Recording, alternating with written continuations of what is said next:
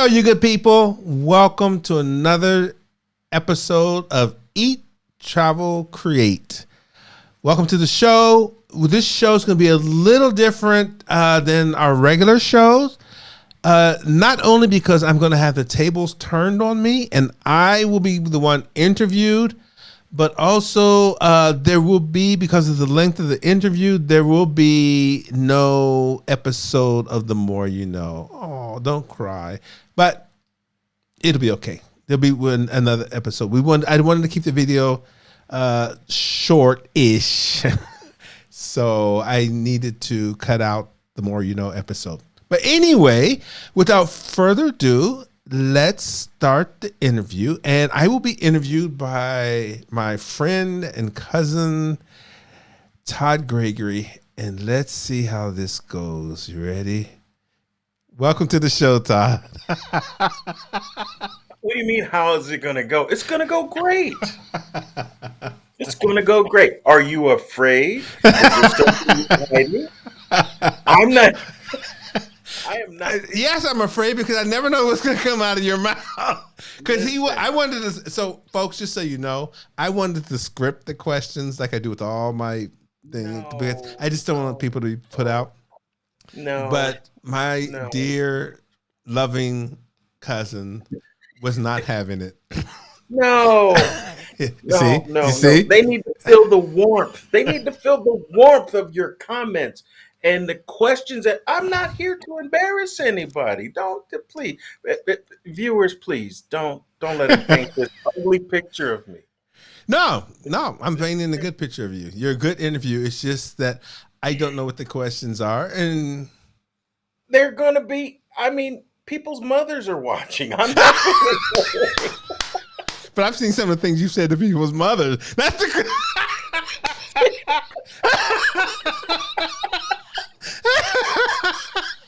That's what I wonder about. I've seen things you said to my mother. And yours. Ruth. Now listen, you're going to have to clean that up, but at a later time. Listen, I am so respectful of mothers, grandmothers, children. Some siblings get Oh, that was funny. Anyway, look, what I wanted to do is I wanted to take this from you. You're interested in people, and you interview them, and you like to find, but you're quite an interesting person yourself, and you like to travel, and from the looks of it, you like to eat too. Oh, that's cold. I do eat. Not a bad thing. You're healthy. You are healthy. Don't get in your feelings. I wasn't by it. And you create. You're a creative person. You've always been a creative person.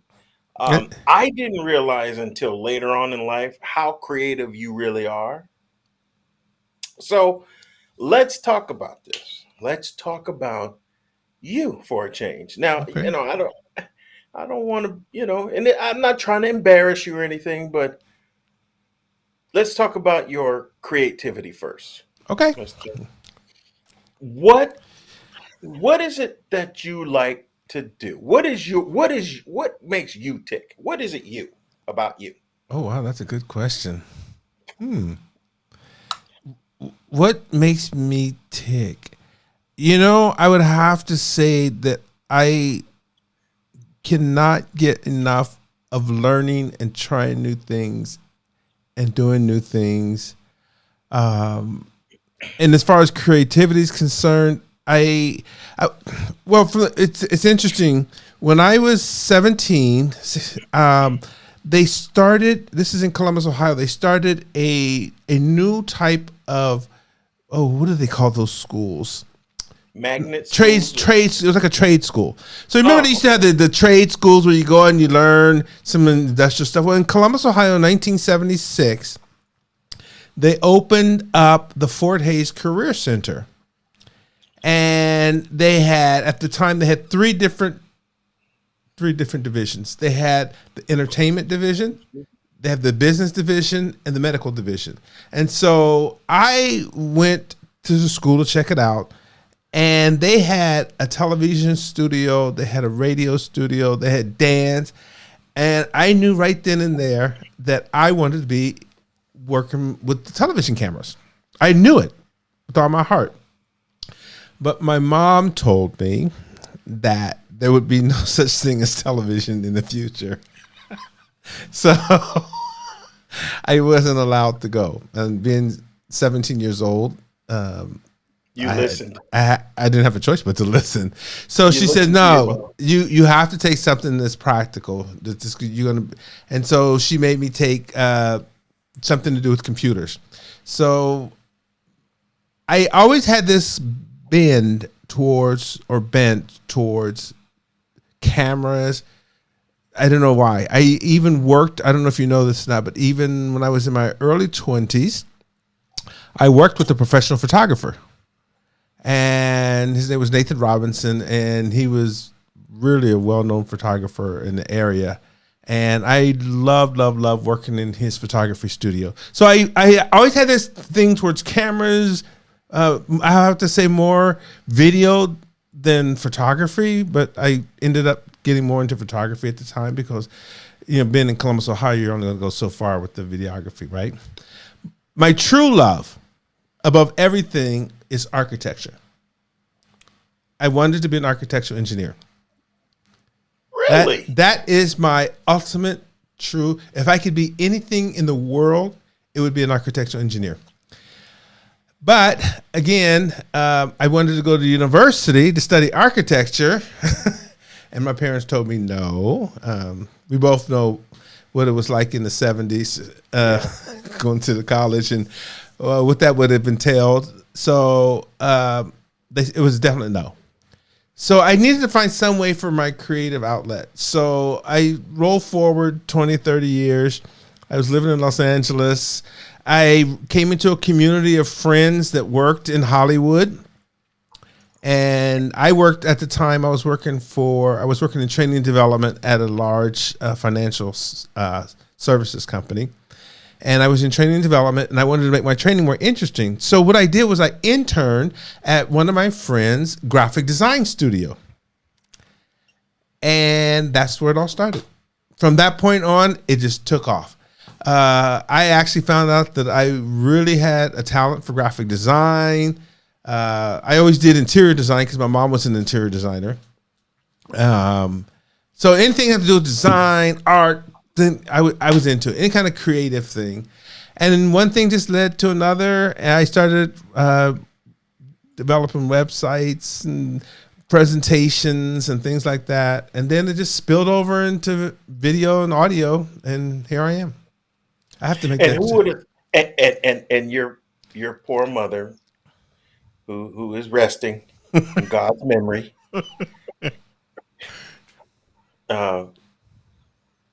watched a lot of television, as I remember.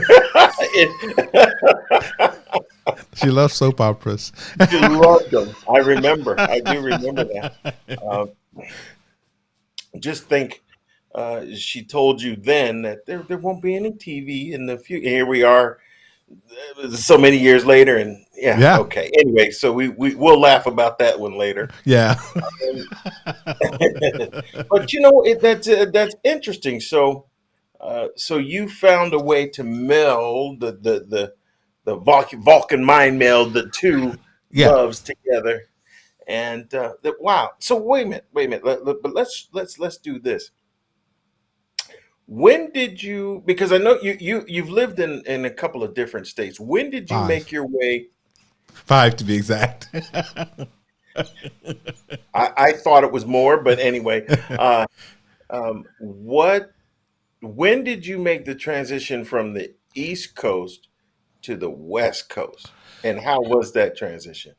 Oh, wow, that's interesting. I made the transition in 1986, 1985, 85 or 86. The transition, I would have to say, was initially it was fine because everything's new. I was in my 20s. I was in my mid 20s. It wasn't like I had to go to this strange place, as you know, because I had a lot of family members that lived in Arizona at the time. You and other cousins, aunts, uncles.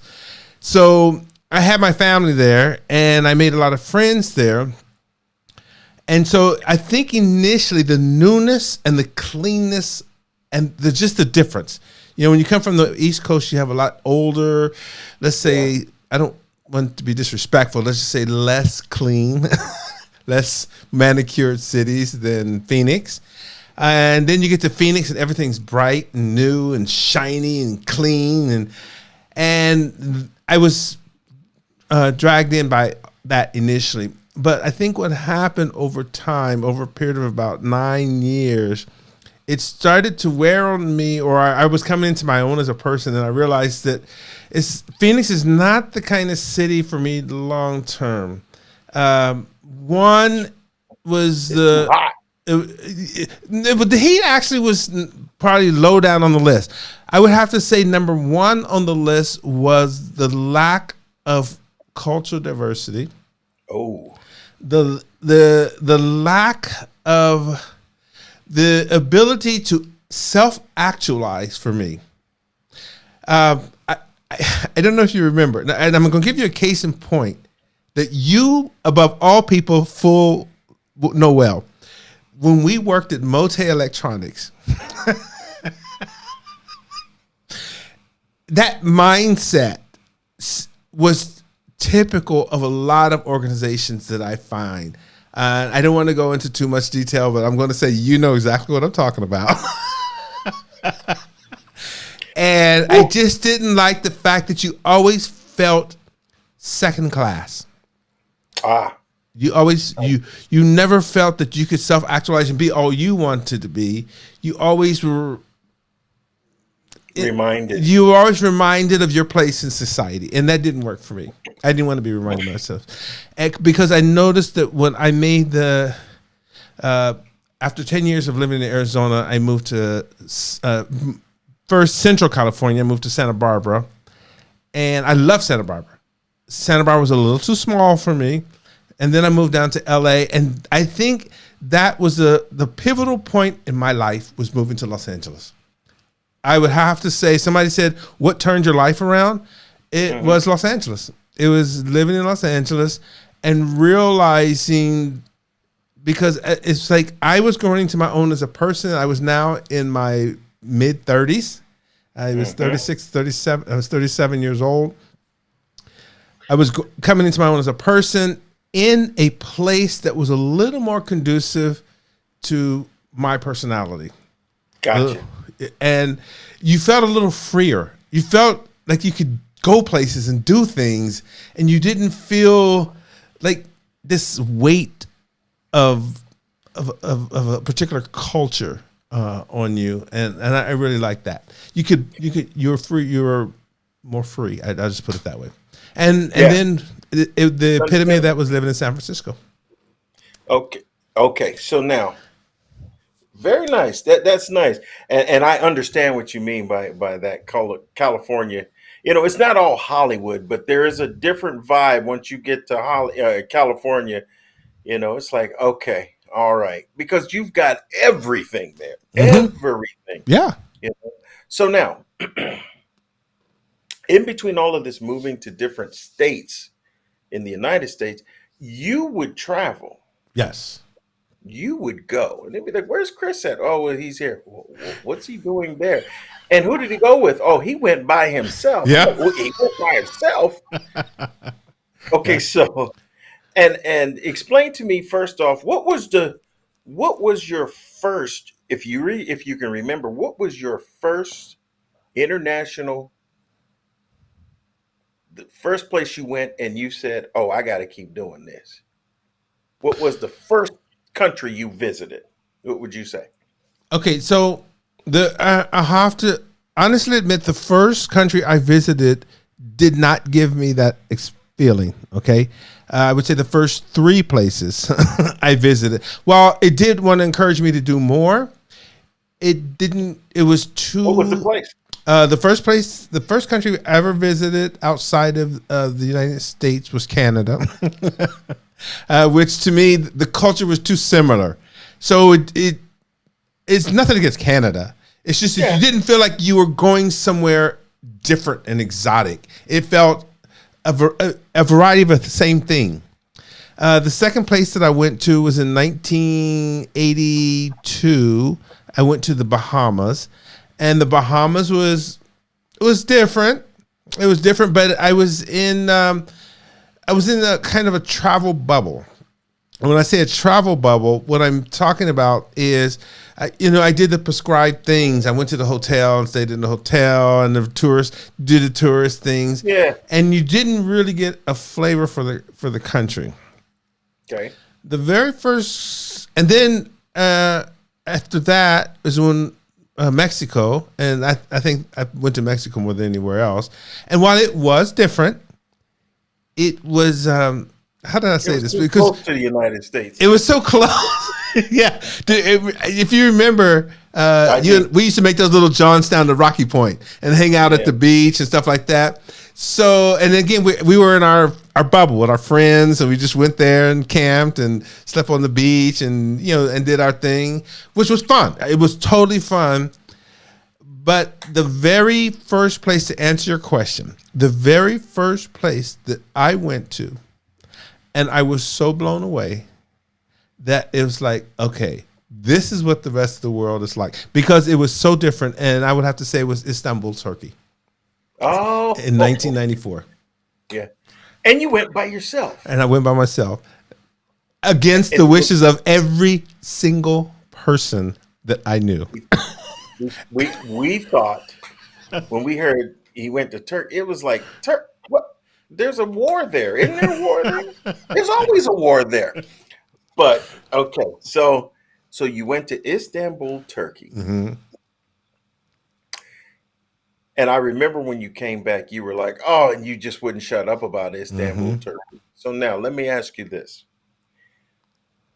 What was it about Istanbul, Turkey, the people, the culture, that just completely flipped you and you were done? You were, that was it. What was it? Okay, so let me back up and say something else before I answer that question. On that same trip, I also went to Italy and Greece. The trip actually started in Italy. Then from Italy, I went to Turkey, and then I went to Greece from there. So I went to 3 different countries, and Greece was really nice. It was an eye opener. Italy was an eye opener for different reasons, and if you're interested, I'll tell you about that. But Turkey was I had heard so many negative things about Turkey.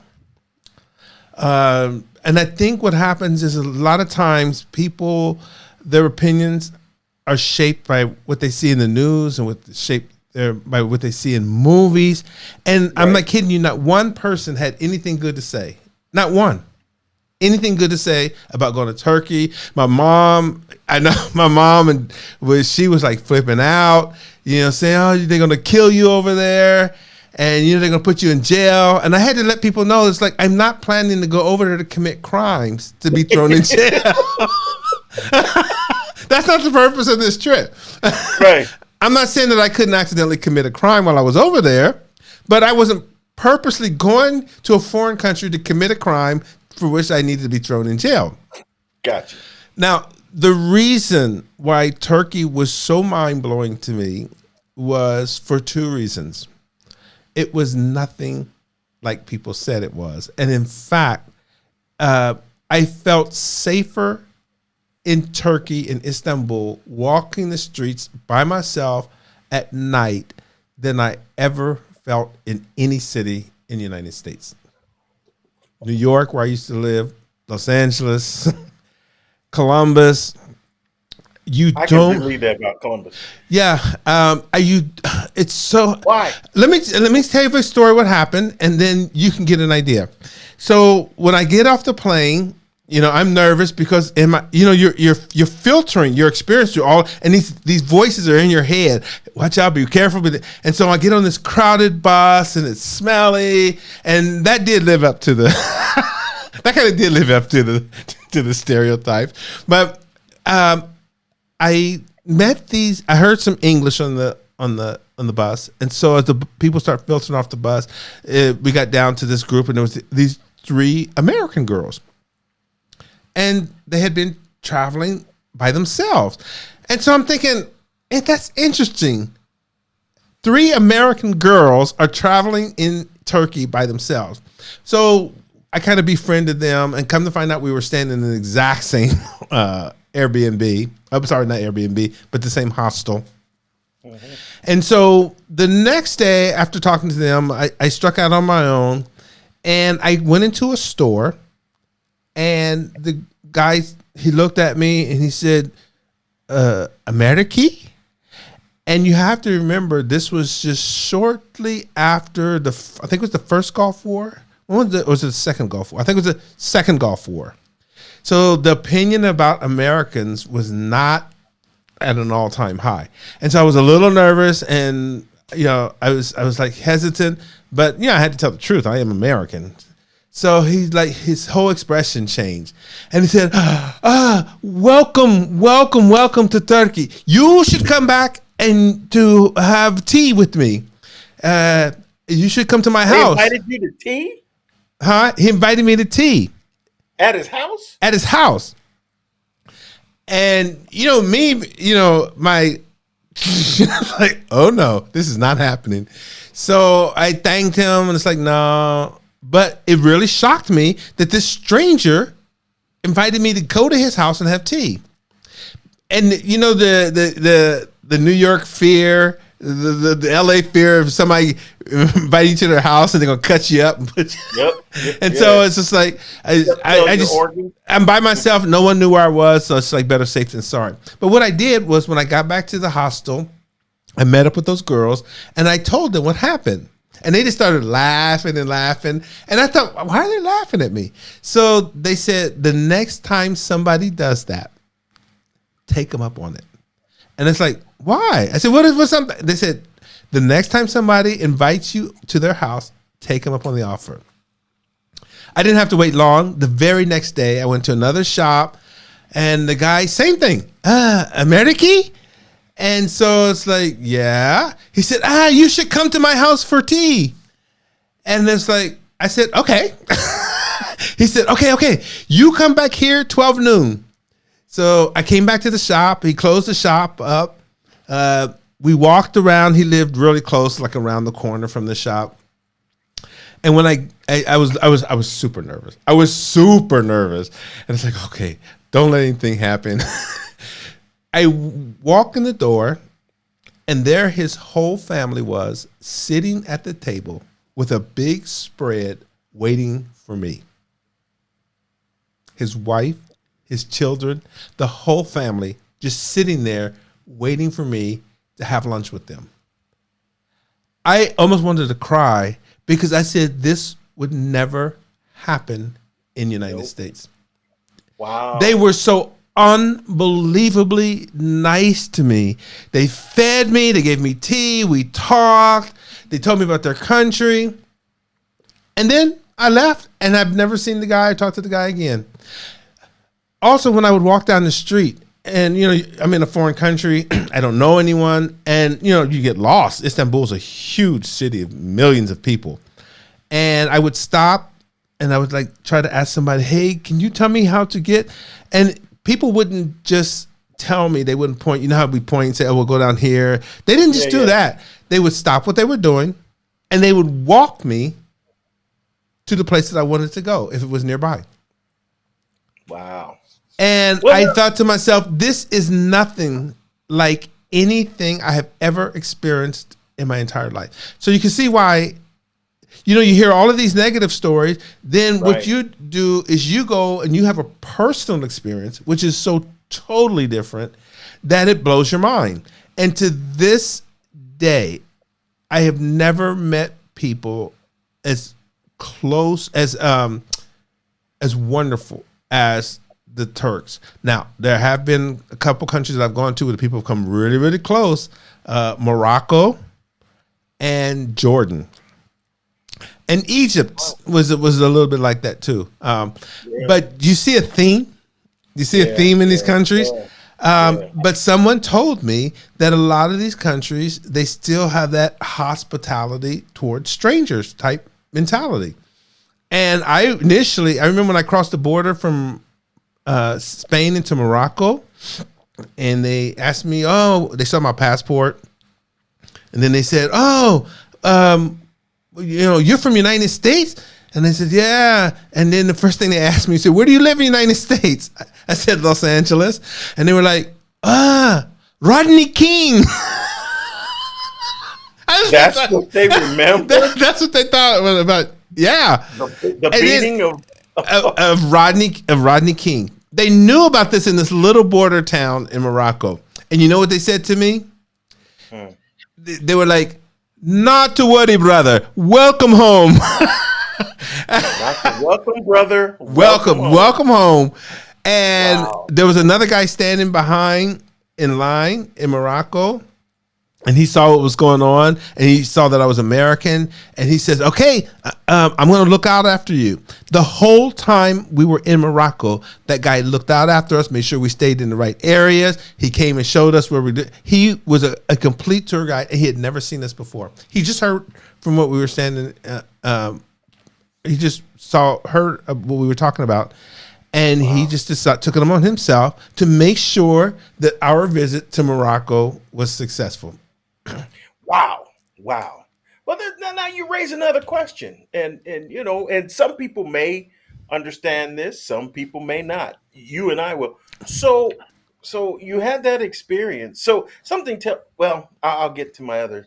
There's a part 1 and part 2 of this. So what's it like traveling as a black man in these other countries? I am so glad you asked that. So here's the thing. We don't realize how much junk we carry around in our head and in our heart until we go somewhere and it's not needed. Not needed. It's not needed. Elaborate. You got to elaborate. Yeah. Walking, I lived in Glendale, California, and I got stopped by the police a couple of times just for being in the car, just for driving, not committing any crimes. But I got stopped, I got profiled, and you walk around. Yeah, you walk around with this fear. You go in certain areas and you walk around with this fear. You're always on alert, right? So you carry that with you. You carry that alertness with you. That okay, is it going to be okay for me to go here in this area? They're going to be looking at me, and so in my mind when I would travel, it's not the. It's a. What do they call it? Internalized depression was the word that I was told. You carry around this internalized depression, and you just think, okay, everyone's going to treat you this way. Everyone's going to be looking at you like you're going to commit a crime. You're in a foreign country, and you're carrying this stuff because this is what happened to me in my own country. You go in the store, and people look at you and ask you, they're following you around the store and they're doing different things. And it's happened to me on numerous occasions. Right. It hasn't been anything huge, but again, all these little microaggressions, they add up, right? Well, I'm carrying this weight, this luggage around with me. I go to other countries and I'm assuming that the people are the same way. Right. They're going to see me because in a lot of places, they didn't see a lot of people that look like me. I'm not saying they never saw them, but they didn't see a lot. And so my assumption was that I have to be on guard because, these people are going to be watching me and follow me around. The police will stop me because that's what happened. That's what I'm used to. Right. And it wasn't needed. Nowhere where I went was it needed.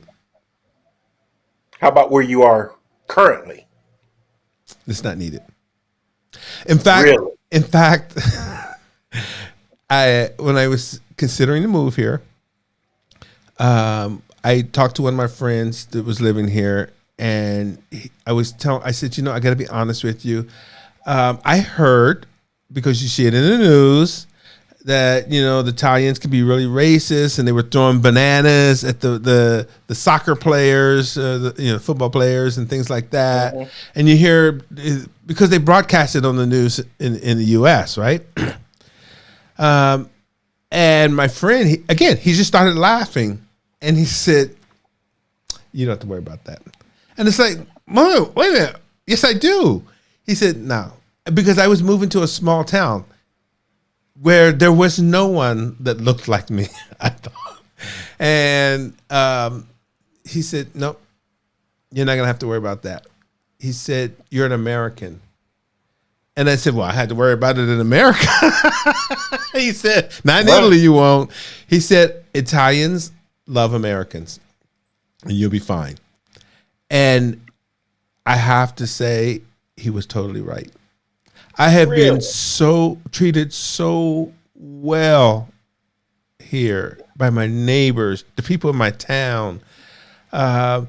They stop and they wave. And just today, I was going out on my bicycle, and I was coming out of my gate, to go into the street, and these two elderly ladies passed by, and they looked at me, ciao, ciao. You don't. I've had experiences when I was living in Arizona where people would walk on the other side of the street when they would see me walking down the street. And so you're carrying all this luggage. I'm saying this luggage that you carry around inside of you. And if you're not careful, you can let that control your actions, and you can project that negativity on the other people that don't deserve it. But again, people don't cross the street when I walk down the street. People don't give me dirty looks. People, I don't feel that weight is gone. And it's the same weight. Even when I traveled in Croatia, I've traveled, to Bosnia, to Serbia, Argentina. I lived in Argentina, and you feel, and I've actually watched videos from other, people of color that have moved away from the United States and moved to other countries, and they've had pretty much similar experiences. They say you just don't carry that weight around with you. That's interesting. I was watching a documentary on this Black family that moved to, of all places, Russia. Mm-hmm. They love it there. Yeah. I said, Russia? So interesting. So, we'll have to do another segment on that because we're running out of time. But thank you for sharing that. And hopefully what this does to anybody, I don't care what nationality or if and when this whole COVID thing lifts, get out and travel. Oh yeah. I tell that to people all the time. You know what? If nothing else, is to break down all the preconceived ideas that you have about other people and other places. Right. I remember my very first time in Europe, as I said, on that trip into Turkey. I was also in Italy and Greece. And again, I'm carrying all of this baggage. And this is not necessarily baggage that I'm carrying around, but in this instance, but it's a preconceived ideas based on Hollywood and the news, right? So whenever you see pictures of Italy and Greece, you see people that look typically Italian and Greek, right? Right.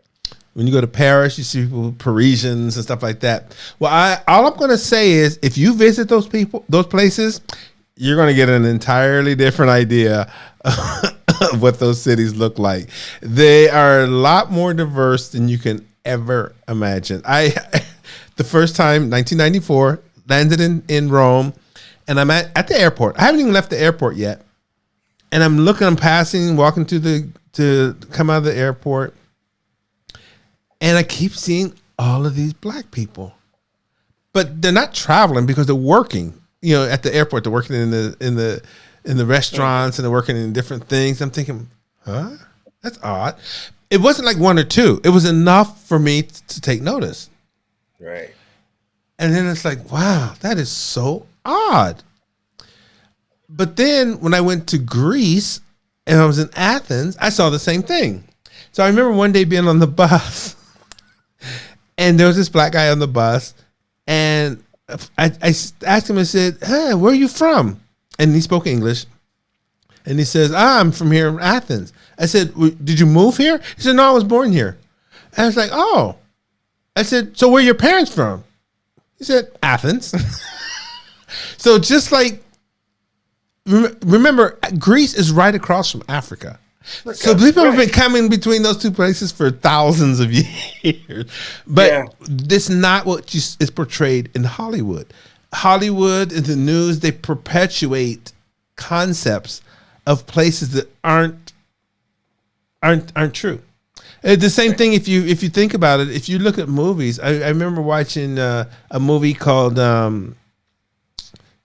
what's the word? The End of the World movie where the alien comes down in the spaceship and they come out with the tentacles. War of the Worlds. War of the Worlds. Thank you. The original one. If you watch the original War of the Worlds, which was filmed in Washington, D.C., I can only say that the Washington, D.C. in that film, it was nothing like the real Washington, D.C. No. That's all I'm going to say. Watch the movie. Watch the movie.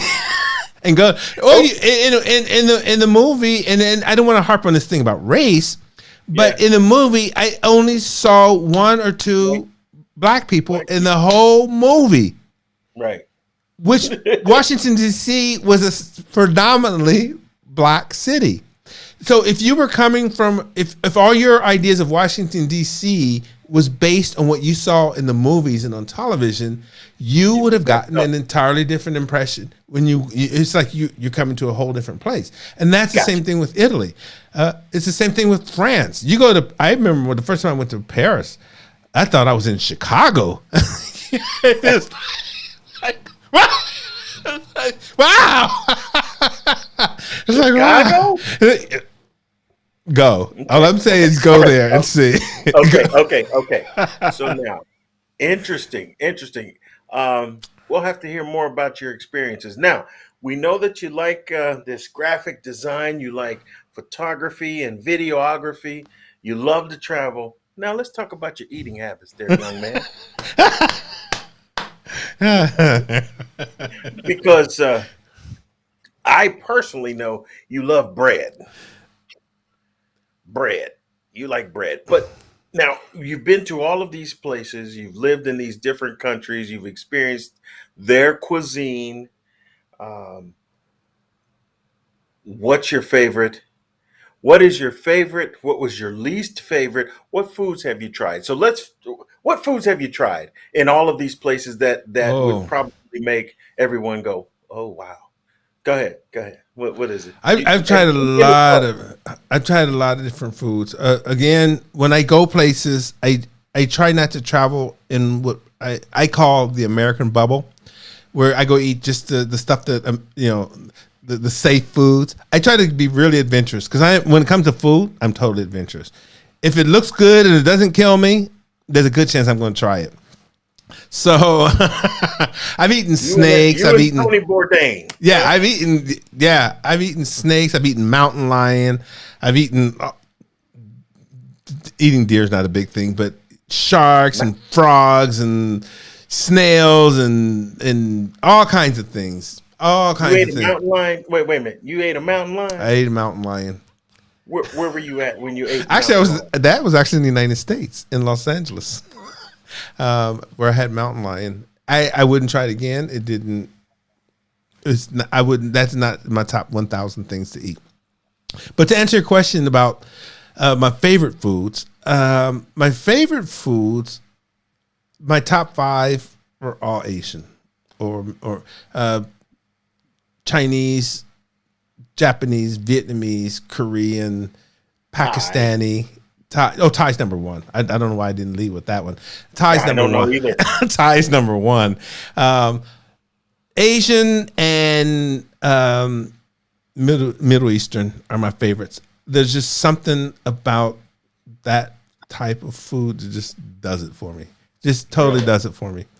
Thai, like I said, is number 1. When I eat Thai food, I just feel I'm at one with the universe.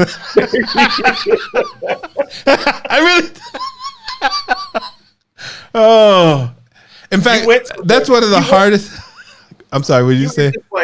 you just started to get all loose and fluid and foamy on me. It was like That's one only thing. Thai food. Oh yeah, Thai food does it for me.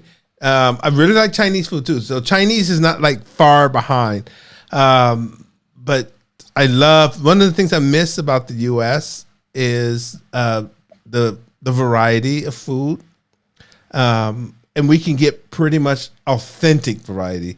Not necessarily, especially like living here in Italy. I've gone to a few Thai and Chinese restaurants, but they cater the food because there's not enough Asians here to make the food specifically for that group, and then others can enjoy it.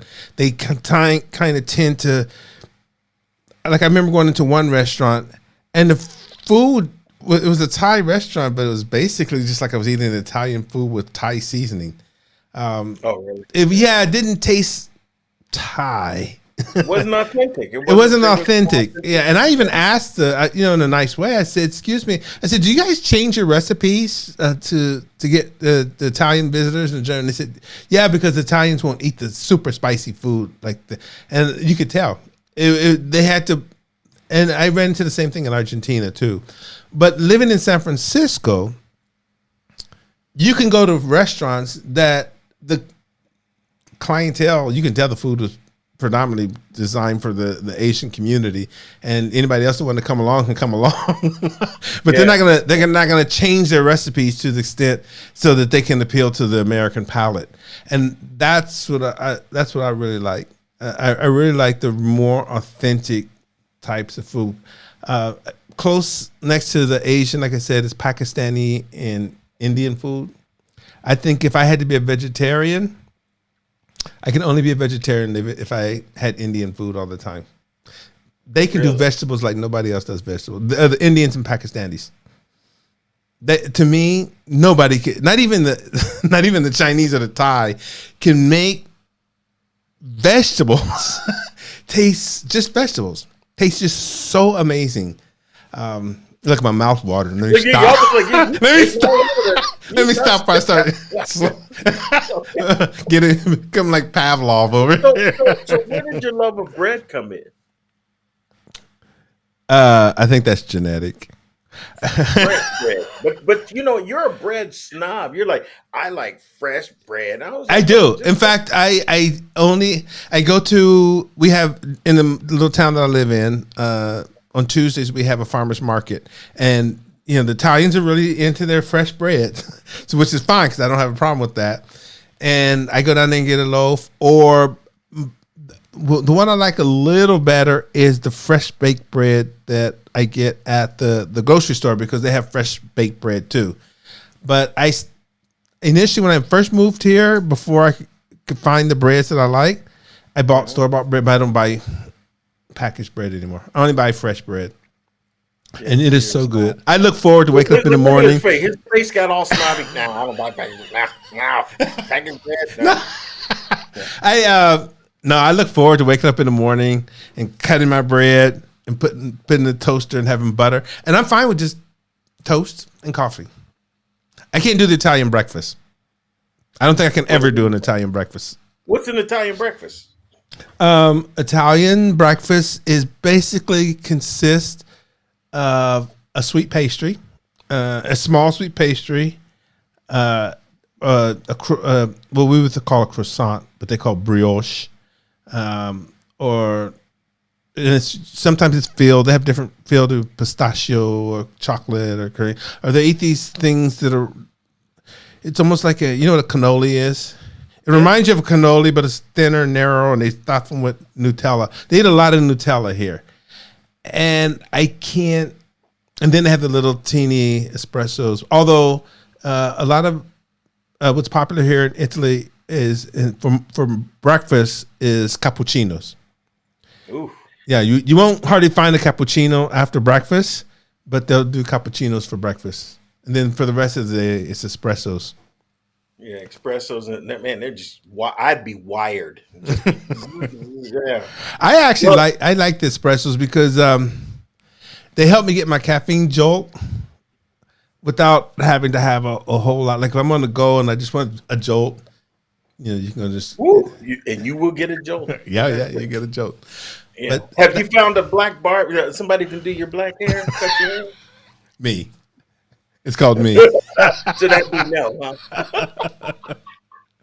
So, so that's interesting. That is so interesting. That your take on that. I know you have an aunt that likes to travel a lot too, and she's been to a lot of places, Hmm. uh, uh, and we are starting to. Well, we started to, and then COVID locked it all Yeah, down. And you're like, oh, um, because I like to experience other people, much like you. yeah. Um, But Todd, I'm telling you, but people have been telling me, yeah, as soon as COVID is over, we're gonna do this and everything. it's never going to be over. COVID's here to stay.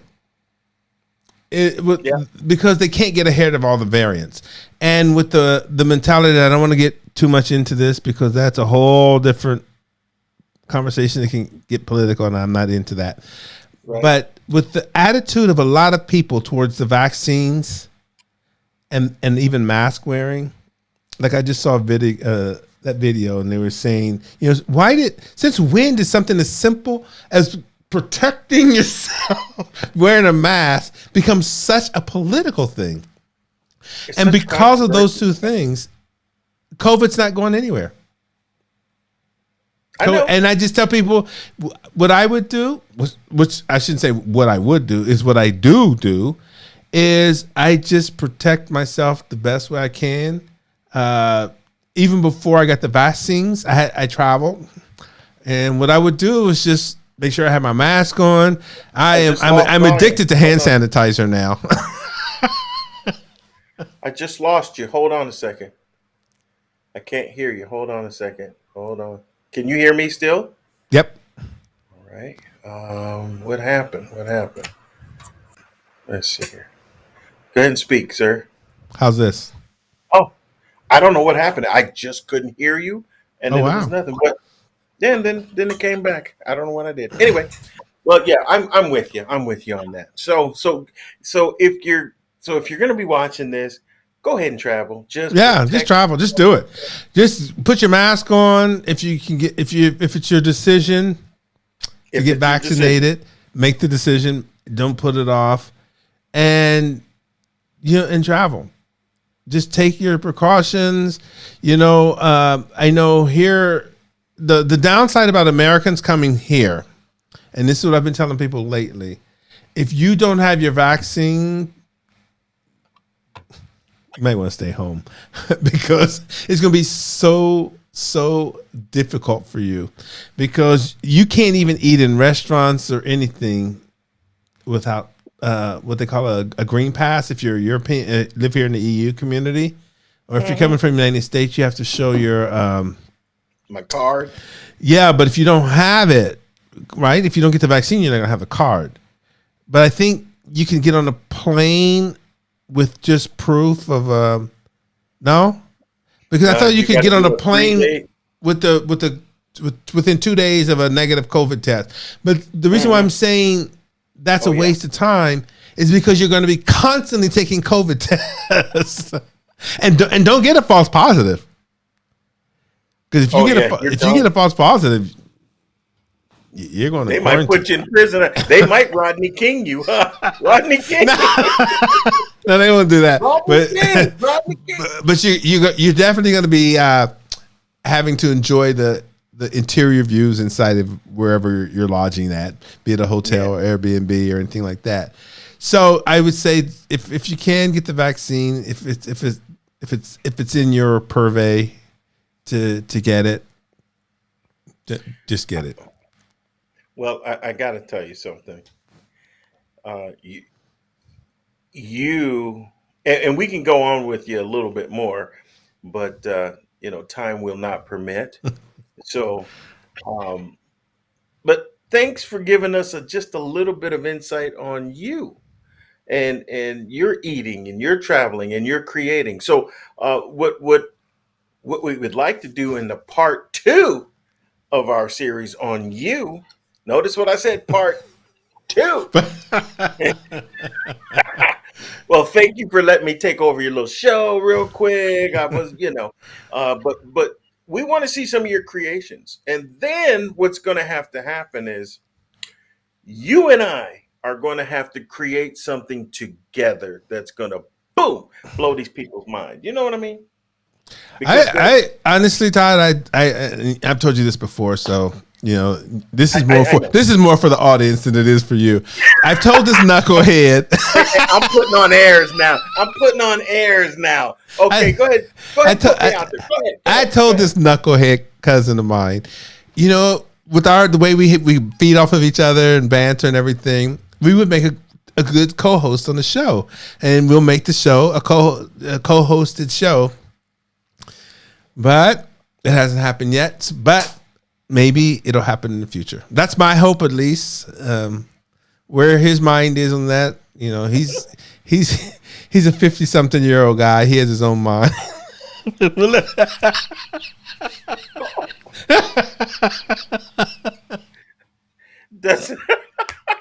Do you feel better now? I got it out of my system. You just put me all out there like that, like, you know. I've cleansed. Yeah. Oh, when these cameras goes off, I'm cleansing too there, buddy.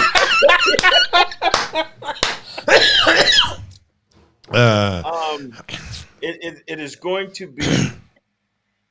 to be an exciting next couple of months. I see. I don't know what I see, but I know it's going to be something. And you know, the world is completely flipped upside down. So I will say this to everyone: please be careful. Do what you can to keep yourself and your family safe. I would. It is my hope, really and truly, that everybody's vaccinated. But I know that that's not a reality. But I would hope that everybody's vaccinated. But if you're not, please just be safe and give me 6 feet. Well, I hope you enjoyed the interview. If nothing else, you got to learn a little bit more about me and my love of eating, traveling, and being creative. I need 2 favors from you guys. First one, if you know of anybody that is willing to share their traveling experiences, eating, dining experiences, or even their experiences with a hobby or any type of creative endeavor they have, please let me know so that we can get them on the show. Also, if you think that Todd would make an excellent co-host for the show, leave a comment down below so I can let him know that he has a lot of support for the idea. I think the more people that comment and let him know that he would be a great co-host, the more likely he is to actually want to join the show as a permanent co-host. So let me know. Until then, have a great day, and thanks a lot for watching the show. Well, folks, that's a wrap on another show. I really hope you enjoyed it. If you'd like to see more shows like this, no problem. Just subscribe to my channel. It's super easy.